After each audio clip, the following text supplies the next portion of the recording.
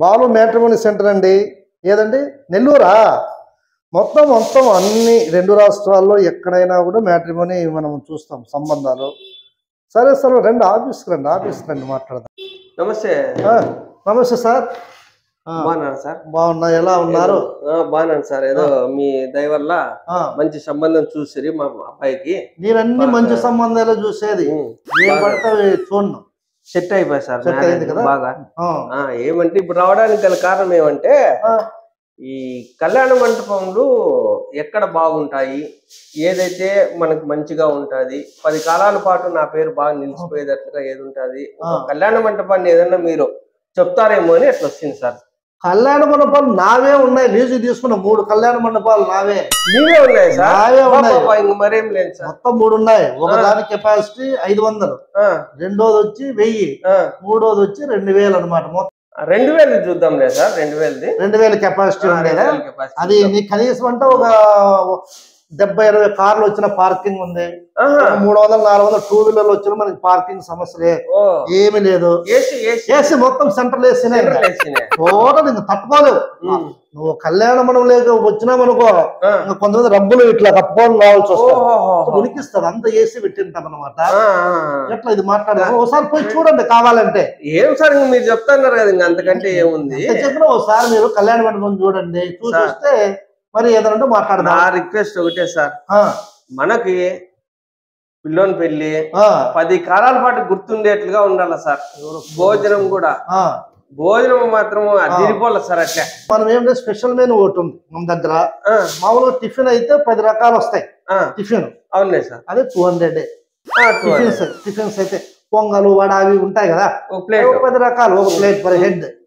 మళ్ళా భోజనం అనుకోండి 25 రకాలు వస్తాయి. 25 రకాల భోజనాలు, 25 ఐటమ్స్. 25 ఐటమ్ పర్ హెడ్ వచ్చి 400 సార్. 400. కానీ మనం స్పెషల్ ఐటమ్ ఉంటుంది మన దావా.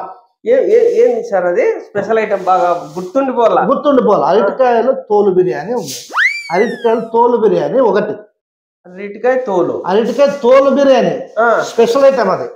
బిర్యానీ దమ్ బిర్యానీ, అరటికాయలు తోలు బిర్యానీ. కల్లంగడికాయలు ఉన్నాయి కదా, కల్లంగడికాయలు తోలు దమ్ బిర్యానీ. సీనాకాయల తోలు దమ్ బిర్యానీ. ఇవి మన స్పెషల్ ఐటమ్స్.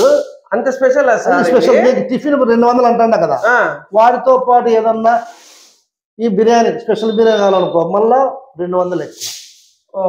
భోజనాలు అంతా 400 అన్నా కదా, ఇది యాడ్ చేసినాం అనుకో 600 అనమాట.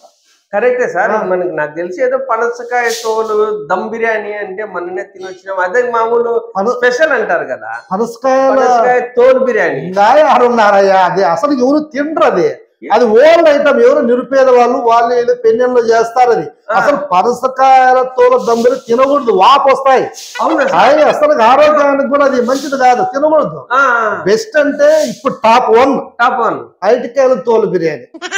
అరటికాయల తోలు బిర్యానీ తినడం వల్ల ఈ బ్రెయిన్ ఉంటుంది, బ్రెయిన్ లో క్యాన్సర్ కణాలు చచ్చిపోతాయి అనమాట. రీసెర్చ్ లో బయటపడింది. అవునా? సీనాకాయల తోలు బిర్యానీ ఉంది కదా, సీనాకాయల తోలు బిర్యానీ తినడం వల్ల బీపీలు, షుగర్లు బాగా తగ్గుతాయి. కల్లంగడికాయలు ఉంది కదా, కల్లంగడికాయలు తినడం వల్ల కూడా కొలెస్ట్రాల్ తగ్గిపోతుంది అనమాట. అందుకని స్పెషల్ అంతా.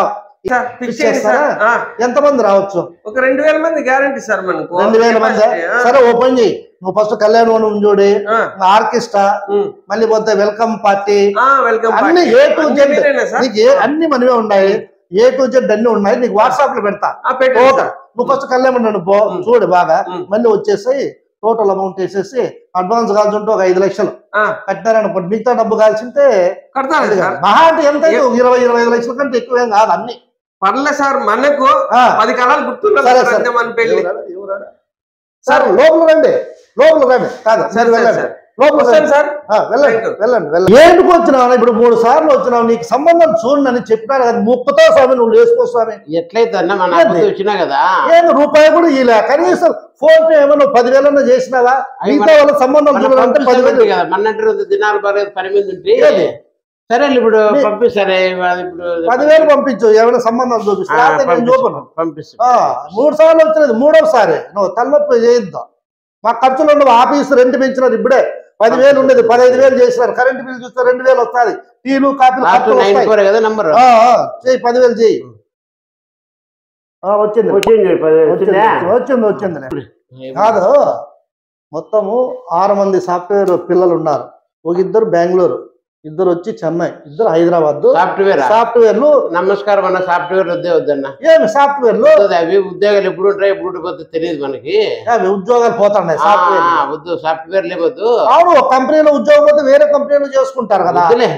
వ్యవసాయం చేసుకుంటే భూమి ఉండే వాళ్ళు చూడు పిల్లలు. సాఫ్ట్వేర్లు వద్దా? వద్దు. 20 ఎకరాల నుంచి 50 ఎకరాల లోపల నీళ్ళు పారేది ఉంటే భూమి. అంటే బిజినెస్ కూడా వద్దా? బిజినెస్ కూడా వద్దులేని, అవి టెన్షన్ వద్దు. ఎందుకు ఈ మధ్య చాలా మంది వ్యవసాయం చేసే వాళ్ళని ఇష్టపడుతున్నారు. సాఫ్ట్వేర్ వద్దు, ఈ ఉద్యోగాలే వద్దు, బిజినెస్ వద్దు, ఏం వద్దు, వ్యవసాయం చేసుకుని భూమి ఉండి తోట ఉండి బాగుండే చూపించమంటున్నారు. సరే వద్దు, భూమి ఉండి నీళ్లుండి అంత బాగా. సరే సరే, 3 ఉన్నారు పిల్లలు. ఒకరికి వచ్చి 20 ఎకరాలు ఉంది భూమి. ఒక 5 ఎకరాలు వచ్చి అరటి వేసినాడు, మళ్ళీ శనక్కాయ వేసినాడు. అట్లా మొత్తం మంచి పిల్లాడు, మంచి కుటుంబం కూడా ఒకటి ఉంది. ఇంకోటి 30 ఎకరాలు అబ్బాయి, ఒక అబ్బాయి ఉన్నాడు. ఇంకొకరు 50 ఎకరాలు ఉన్నాడు. పిల్లోడు కూడా డిగ్రీ చదివినాడు. ఫోటోలు చూడు మంచి పిల్లలు, మంచి ఎర్రనేల. సంవత్సరానికి కనీసం అంటే దాదాపుగా 20 నుంచి 25 లక్షలు తీస్తున్నారు పంట. ఒకవేళ అది ఖర్చులు పోయి 20 లక్షలు గ్యారంటీ. ఈ పిల్లోనికి ఎన్ని ఎకరాలు ఉందంటే? 30. ఈ అబ్బాయికి 30. బాగున్నాడు పిల్లోడు, బాగున్నాడు. బాగా నచ్చినాడా? బాగున్నాడు. మాట్లాడదామా? మాట్లాడు, ఇంట్లో కూడా ఒప్పుకుంటారు పిల్లలు. బాగున్నాడు పిల్లగా. సరే, ఓ పని చేద్దాం, ఈ అబ్బాయితో నేను కలిసి మాట్లాడతాను. ఏం చేస్తావు అంటే ఇంటికి పోయి ఇప్పుడు పాప బీటెక్, ఆ పిల్లోడు ఈ పిల్లోడు వచ్చి డిగ్రీలే. ఇప్పుడు ఏం చెప్తారంటే ఈ పిల్లోడు మాకి మీ పాప ఏం చదువుకుంది? బీటెక్ కదా. వీళ్ళకి ఏమంటే ఏదైనా 10th క్లాస్ ఇంటర్మీడియట్ అయితే బాగుంటుంది. అట్లా వాళ్ళు అయితే బాగుంటుంది. ఇంటర్మీడియట్ అని చెప్పు. ఇంటర్మీడియట్ ఏం లేదంటే బీటెక్ అని చెప్పొద్దు, ఇంటర్మీడియట్ అని చెప్పు. అట్లా చెప్దాం. సరే సరే, ఓ పని చేయి, నువ్వు ఇంటికి పోయి ఇప్పుడు మీ కూతుర్ని ఏమ్మా ఎవరినన్ను ఏమన్నా నువ్వు ప్రేమించినావా? అట్లా పిల్లలు కాదు, పిల్లలు బాగా క్రమశిక్షణ గా పెంచినాము. పిల్లలు అంత పద్ధతిగా ఉన్నారు. అట్లా ప్రతి తండ్రి కూడా కన్న కూతురు ఎవరిని ప్రేమించలేదనే చెప్తారు లేరదా? కొంచెం కనుక్కోవాలా. నువ్వు చెప్పే సొసైటీలో జరుగుతున్నాయి కాదని చెప్పి మన పిల్లల వరకు పర్ఫెక్ట్ గా నువ్వేం చెప్తావు? ఒక మాట అడిగితే, ఎందుకంటే ఇప్పుడు నువ్వు అడుగుతావు అనుకో, నువ్వు అడగద్దు. ఎందుకంటే తండ్రి అంటే కొంచెం భయం ఉంటుంది కాబట్టి చెప్పలేరు. ఎవరన్నా అపాప స్నేహితులను అడుగు, లేదా అపాప దగ్గరగా ఉన్న మీ బంధువులు పిల్లంపించి అడుగు. ఈ అమ్మాయి ఎవరైనా ప్రేమించుంటే చెప్పు, ఇచ్చి పెళ్లి చేయండి. లేదనకుండా ఎవరైనా ప్రేమించి మనసులో పెట్టుకోని నువ్వేం సంబంధమే చూస్తావు, పెళ్లి చేస్తావు. పెళ్లి చేసుకున్న మరుస రోజే అయిష్టత పెళ్లి. మా నాన్న అయిష్టత పెళ్లి చేసినాడని చెప్పి మరుస రోజు ఏదైనా ఆత్మహత్య చేసుకునేది, అఘాయిత్యం చేసుకుంది అనుకో, ఆ పాప జీవిత నాశనం, మీరు జీవితాన్ని బాధపడాలా, యూతుల కుటుంబం సర్వనాశనం అవుతుంది. ఇవన్నీ జరగకూడదు. అంటే ఒకసారి నీ కూతురు కూడా అనుకో, ఇది జరిగింది అనుకో, ఏదో జరగకూడదు జరిగితే ఈ టీవీ ఛానల్ వాళ్ళు, యూట్యూబ్ ఛానల్ వాళ్ళు ఉంటారా, ఇంకా మరుస రోజు 4-5 వీడియోలు అన్ని తయారు చేసి రకరకాల థంబ్నెయిల్స్, నవ్వు వధువు ఆత్మహత్య వాళ్ళకి ట్రెండింగ్ ఏదన్నా న్యూస్ దొరికిందో యూట్యూబ్ ఛానల్, టీవీ వాళ్ళకి ఉన్నారు. పొద్దున్న నుంచి రాత్రి కొన్ని 100 వీడియోలు థంబ్నెయిల్స్ పెట్టి వదులుతానే ఉంటారు. అందుకని నా సలహా ఏంటంటే, ఈ రోజు నువ్వు అడగద్దు కూతురు, మీ భార్య చేత గాని వాళ్ళ స్నేహితులు కానీ అడుగు, ఏమ్మా ఎవరన్నా ప్రేమించి ఉంటే ఒకవేళ వాళ్ళకి ఇచ్చి పెళ్లి చేయి. వాళ్ళిద్దరు బాగుంటారు, మీరు బాగుంటారు. పట్టింపులు పోకుండా, కుల మతాలు పోకోకుండా. లేదనుకో, ఎవరిని ప్రేమించలేదు నానా, నువ్వు ఎవరిని చూపిస్తాను పెళ్లి చేసుకుంటానంటే ఈ అబ్బాయిని మాట్లాడు. సరేనా? విచారించుకొని పో, మరి ఇబ్బంది లేదు. రేపు వచ్చేసా పోయేస్తా పోయిరా పో.